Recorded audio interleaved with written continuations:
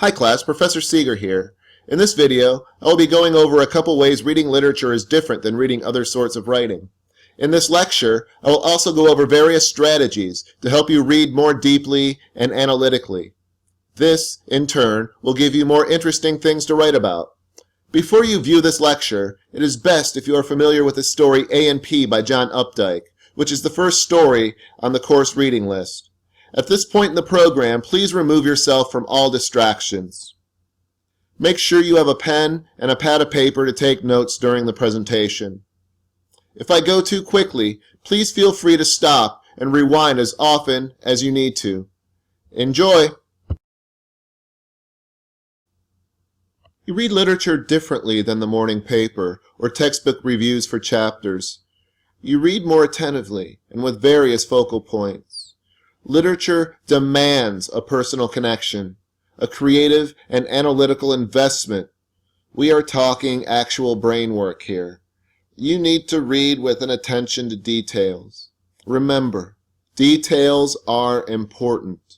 I might even suggest that you underline in your book the parts of the text you suspect are important, or parts that seem to resonate with importance or meaning for you. Not only does this practice make important passages easier to find when you are writing your papers, it also makes subsequent readings more productive. Most authors are looking, first and foremost, to entertain readers. They want us to have an emotional and sometimes physical reaction. These reactions are important in giving us clues as to what we analyze. It also gives us a chance for reflection. Why were you so angry when Sammy quit his job at the A&P? Why was I so hopeful? We can compare our experiences with those of others who often lived radically different lives a long time ago.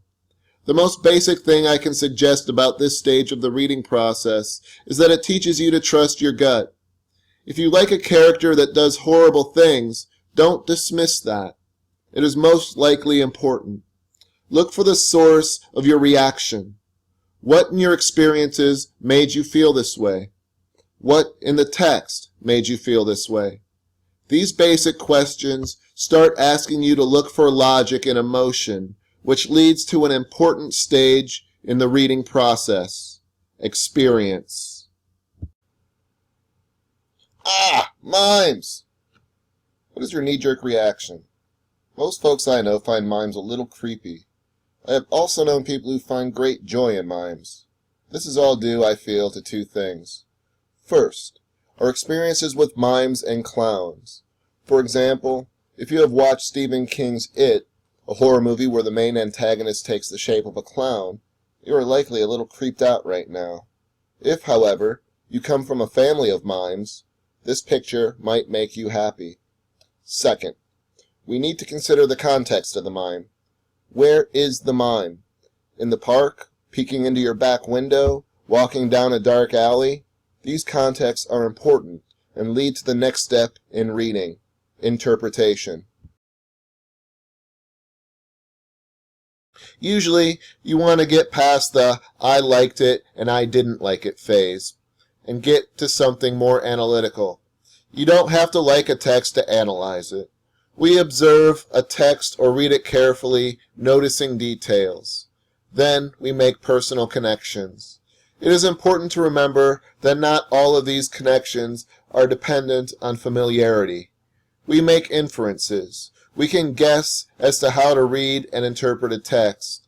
Then we make a conclusion about what a text means through all this evidence we collect. These are all steps that lead up to interpretation.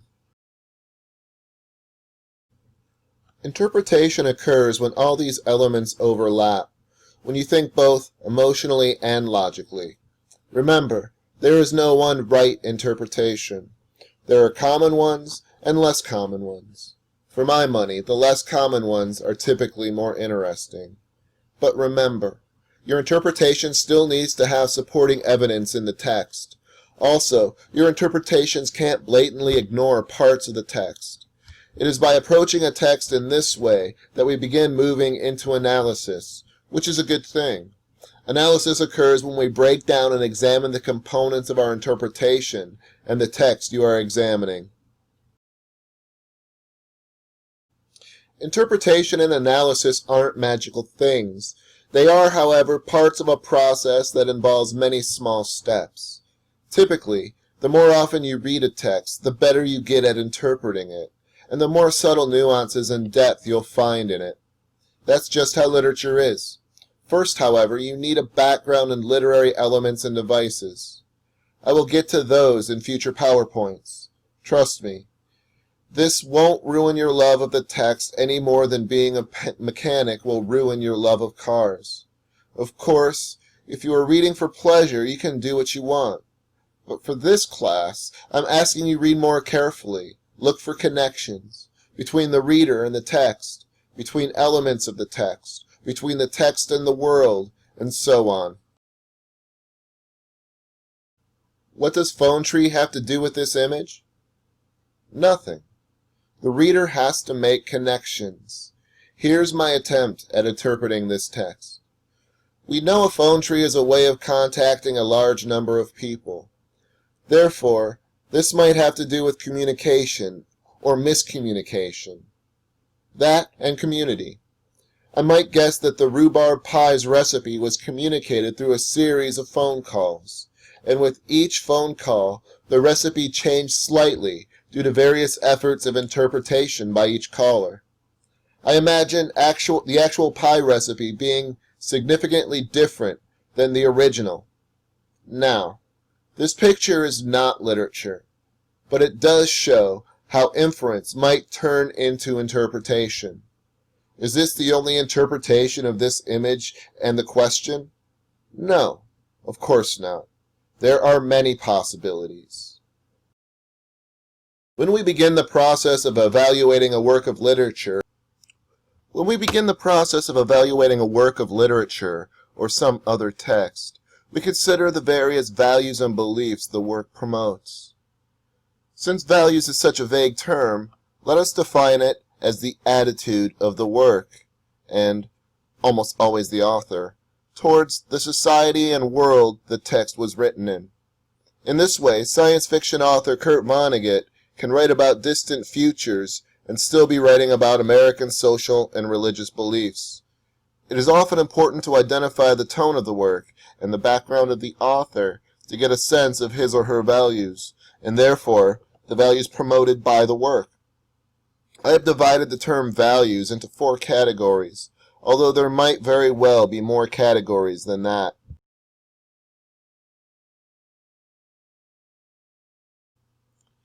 This image is a sort of map of one individual's personal values.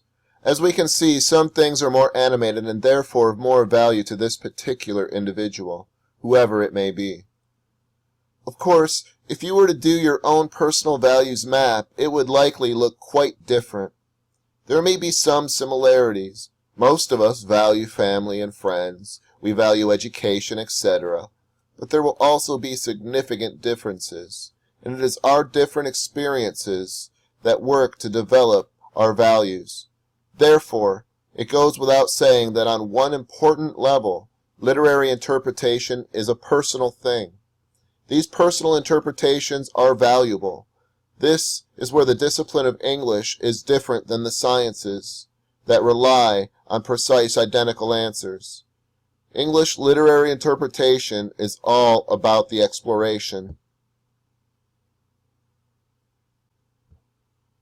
There are more things to consider when interpreting a text than the reader's experience, especially in an academic environment. Personal interpretation and evaluation are still vitally important, but usually they need to be combined or mediated with multiple perspectives or other possible interpretations. Remember, if you want to have some quality thought and analysis in your paper, you need to include multiple perspectives. The bullseye graphic here suggests that the author's context is most important, and often the author's intention and background are important things to consider, but they are not the only things. It is true, however, that your interpretation of the story should rationally make sense to other readers, and, of course, your teacher. And you, the student, need to be able to convince us your interpretation is valid. There is no shame in changing your initial interpretation of a text. My interpretations of texts are constantly changing. Remember, your interpretation is still important, but it needs to be rational too. And sometimes initial emotional reactions are not rational. Critics or secondary sources and interpretations work to help add alternate interpretations, illuminate subtle connections to the text you cannot make on your own. You do not have to completely agree with critics. They work as a stepping stone to more complex and sophisticated interpretations.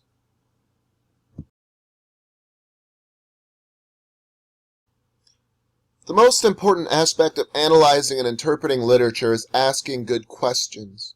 Consider why things are the way they are, and please assume there are reasons why things are the way they are. One thing to remember is that although the author's intent and background are helpful, they are not all important. If you offer a logical interpretation of a text, I will accept it. If your analysis or paper asks interesting questions of the text, you've already won half of your battle. What I mean by important and interesting questions is that you ask questions which are complex, not answerable in terms of yes or no, or single words. Of course, you will ask these simple questions of the text, but you will also understand that these obvious questions need to lead to more complex ones that give you an opportunity to show subtle connections, your depth of thought, and critical analytical skill. Let's take the story A and P, for example. A simple question might be, who is the protagonist? Of course, the answer is Sammy, the 18-year-old narrator who quits his job as a grocery clerk because the manager insulted 3 girls in swimwear. But this might, and really should, lead to a more interesting question like, what is Sammy's motivation for quitting his job? This might foster an obvious answer, to impress the girls, who, incidentally, didn't even notice Sammy's symbolic act. However, if an answer is too obvious, it is probably only part of the answer. There are more interesting reasons for Sammy quitting than just his hormones, if you notice the details. Ideally, simpler questions will lead to a complex one like, what does Sammy's quitting his job suggest about American culture in the late 1950s? The trick is to think beyond the most obvious or simple interpretation. Don't get me wrong, sometimes a simple interpretation is the right one, but you should at least attempt to consider other perspectives and possibilities to keep asking better and better questions.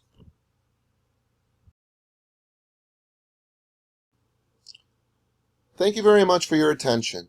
Now, as you read the stories for discussion board, consider the multiple ways they might be interpreted. What moments point to your individual interpretation? What points contradict your interpretation? Remember, keep asking questions and keep looking for answers that marry your emotional reaction with reason.